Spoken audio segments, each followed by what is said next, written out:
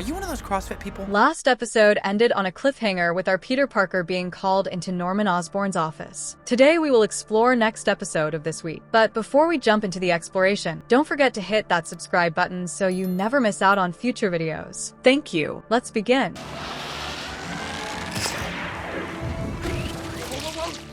Your Friendly Neighborhood Spider-Man Episode 3 Plot Explored. The elevator doors opened onto Norman Osborn's lavish office. Peter Parker, his heart pounding, stepped out, feigning a composure he didn't possess. He'd seen the video. Osborn had seen it. Him, Spider-Man, rescuing people from a fire. The mask had slipped. Osborn knew. Peter. Osborn's voice was smooth, almost fatherly, yet it made Peter uneasy. He sat at his large desk, the city lights behind him. He gestured to the chair. Please have a seat. Peter swallowed, his mouth dry. He forced a smile. Mr. Osborn, thanks for the invitation. Osborn steepled his fingers, his intense gaze fixed on Peter. Don't mention it. I always have time for talented young men. He paused, the word heavy with implication, especially those with secrets. Peter's stomach churned. He knew what was coming. He'd imagined this a million times, each version ending with his identity exposed. Secrets, Peter echoed, feigning confusion. I'm not sure I understand. Osborn chuckled, a low, ominous sound. Don't play dumb, Peter. I've seen the recording. Spider-Man rescuing those people. Impressive, truly, but reckless. Very reckless. Peter's mind raced. Deny it? Confess? Negotiate? He opted for a carefully constructed half-truth. Mr. Osborn, that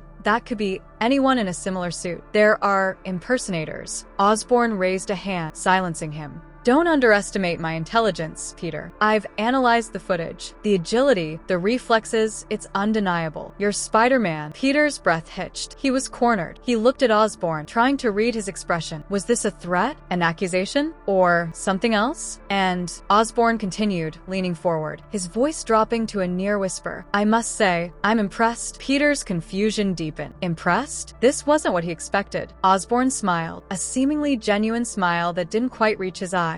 Peter, I've always believed in potential. And you, Peter, you have extraordinary potential. Potential that perhaps I could help you unlock. He paused, letting the words hang in the air. What I'm suggesting, Peter, is a partnership. You with your abilities, and me with my resources. Together, we could achieve incredible things. Think about it, Peter. Think about what we could accomplish. Think about the good we could do. Peter stared at him, speechless. Osborn knew his secret, and instead of exposing him, he was offering him a deal with the devil. What did Osborn want? And what would Peter have to give up? The camera focused on Peter's face, his expression a mix of fear, confusion, and a hint of temptation. Fade to black. Norman invited Peter to dinner. Despite his stress, Peter went. At dinner, Peter tried to blame Osborn's security, claiming they'd manipulated the video as a prank, but Osborn quickly dismissed that. The recording he'd shown Peter? Only Osborn had access to it. Spider-Man's identity was now compromised. Osborn explained he'd heard about Spider-Man saving his son. He'd been searching for him ever since, and seeing the advanced web design, he knew it had to be someone outside Oscorp. He created the internship program to find whoever was helping Spider-Man, and he'd struck gold. He'd found the very person who'd saved his son, and wanted to repay him with anything Peter needed. As Osborn rambled about suit enhancements, Peter declined his offer. He believed he had to do this alone. He didn't want to endanger anyone, including Osborn. Osborn respected his wishes. Peter quit his Oscorp internship, and Osborn gave him $1,000 for his first day. However, things soon took a dark turn. Remember Butane from last week? His tech had a specific symbol, and now two more villains, Maria, Tarantula Vasquez, and James, Speed Demon Sanders, appeared with tech bearing the same symbol. Spider-Man tried to stop them, but they were too much. As he recovered after being thrown into a car, he heard a voice in his suit. He thought it was some divine intervention, but it was actually Norman. Norman had used his Oscorp satellite to hack into Peter's suit, acting as his man in the chair. With Norman's help, Peter managed to win. He realized that maybe having a man in the chair wasn't such a bad idea. While Peter celebrated his victory, Lonnie's life was falling apart. His brother, Andre, had joined the 110th Street Gang. Lonnie went to the gang's hideout, trying to get Andre out. When the gang leader, Big Donovan, refused, Lonnie took Andre's place in the gang. That's a wrap. What did you think of this video? Let me know in the comments below. Don't forget to hit that like button and subscribe to stay updated. See you in the next one.